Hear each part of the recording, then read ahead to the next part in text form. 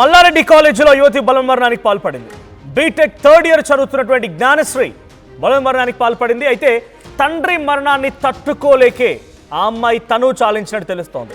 21 ఏళ్ల జ్ఞానశ్రీ పేట్ Bashirabad police station పరిధిలో ఉన్నటువంటి మల్లారెడ్డి కాలేజీలో థర్డ్ ఇయర్ చదువుతోంది. అయితే గత మార్చి 31న తండ్రి చెన్నకేశవరెడ్డి అనారోగ్య కారణాలతో మరణించాడు. దీంతో తీవ్ర మనోవేదనకు గురైనటువంటి జ్ఞానశ్రీ బలవన్మరణానికి పాల్పడింది, చనిపోయింది. తన డీటెయిల్స్ విషయానికి వస్తే తన స్వగ్రామం ఏలూరు జిల్లా చిత్రాయి ప్రాంతం. హాస్టల్ గదిలోనే జ్ఞానశ్రీ ఒక నోట్ కూడా పెట్టింది. ఆ నోట్ ఆధారితంగా ఇప్పుడు పోలీసు దర్యాప్తు చేపడుతున్నారు.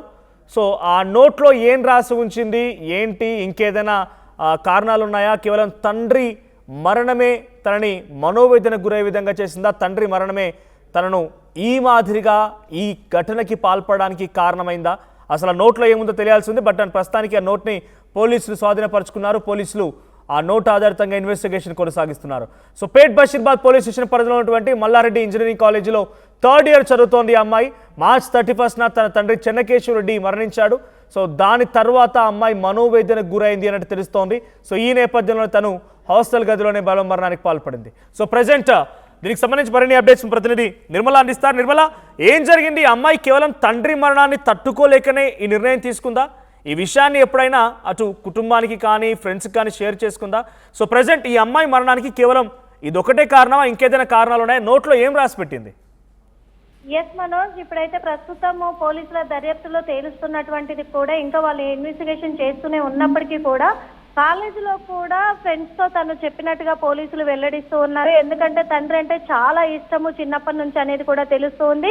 ఇటీవలే మార్చి 31న తన తండ్రి చెన్నకేశవరెడ్డి అనారోగ్యంతో కూడా తను మృతి చెందడం జరిగింది. అలాంటిది అసలు నేను తట్టుకోలేకపోతున్నాను, మా నాన్న పదే పదే నాకు గుర్తొస్తున్నాడు, మా నాన్న గుర్తు రావడమే కాకుండా నాకు కల్లోకి వస్తున్నాడు, తను లేకపోతే నేను ఉండలేకపోతున్నాను అని చెప్పేసి కూడా తను చెప్పుకొస్తున్నట్టుగా కూడా తెలుస్తూ ఉంది.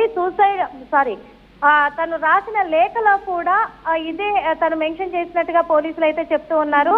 మా నాన్న నాకు దూరం అయిపోయాడు, మా నాన్న దూరం అవడంతో నేను తట్టుకోలేకపోతున్నా, చదువు మీద ధ్యాస పెట్టలేకపోతున్నాను, ఇటు ఫ్రెండ్స్ తో కూడా నేను ఫ్రీగా కలిసి ఉండలేకపోతున్నాను, నాన్న పదే పదే గుర్తొస్తున్నాడు అని చెప్పేసి కూడా సూసైడ్ నోట్ లో తను రాసిన లేఖలో రాసినట్టుగా కూడా తెలుస్తూ ఉంది. అదే కాకుండా పోలీసులు మాత్రము ఇంకా పూర్తిగా కూడా మేము దర్యాప్తు కొనసాగిస్తూ ఉన్నాము, దర్యాప్తు కొనసాగిస్తున్నప్పటికీ కూడా తనది ఏలూరు జిల్లా అవడంతో ఏలూరు జిల్లాకి అక్కడికి పంపించడం కూడా జరిగింది.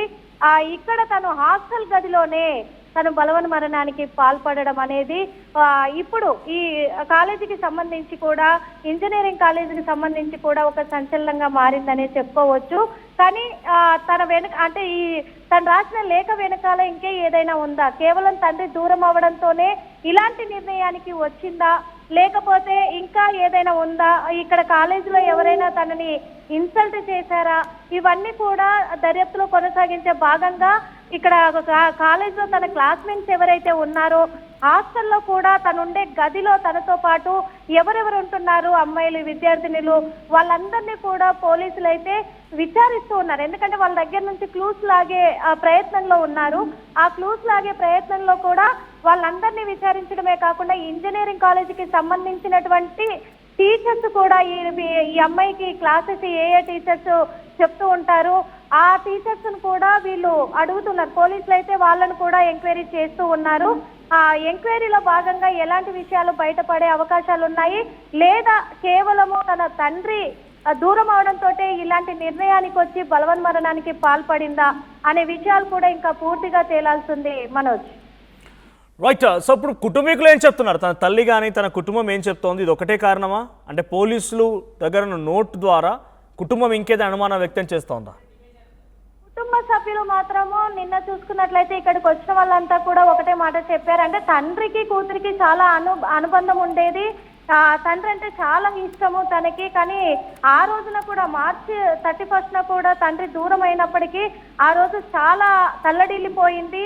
మరి అదేమైనా కారణమే అయి ఉంటుంది. ఎందుకంటే ఇప్పటి వరకు అయితే మా అమ్మాయికి ఎలాంటి ఇబ్బందులు లేవు, ఇటు టీచర్స్ నుంచి కూడా ఎలాంటి కంప్లైంట్స్ లేవు.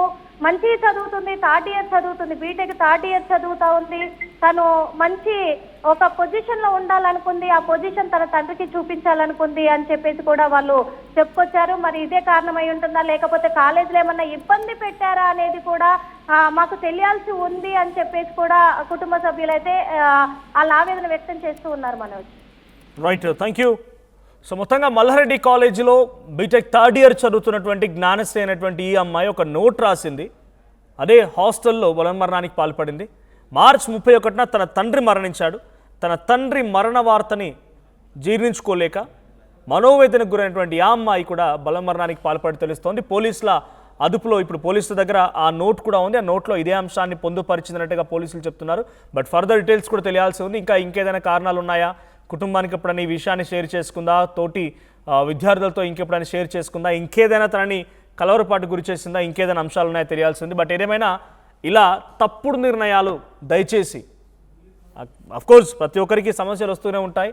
ఆ సమస్యలను అధిగమించి ముందుకు వెళ్ళాలనే ఒక పట్టుదలతోనే ఉండాలి. కానీ ఇలా మెంటల్గా డిస్టర్బ్ అయిపోయి ఇటువంటి తప్పుడు నిర్ణయాలు తీసుకుంటే మీ ఫ్యామిలీని ఇంకా కలవరపాటు గురి చేస్తుంటుంది.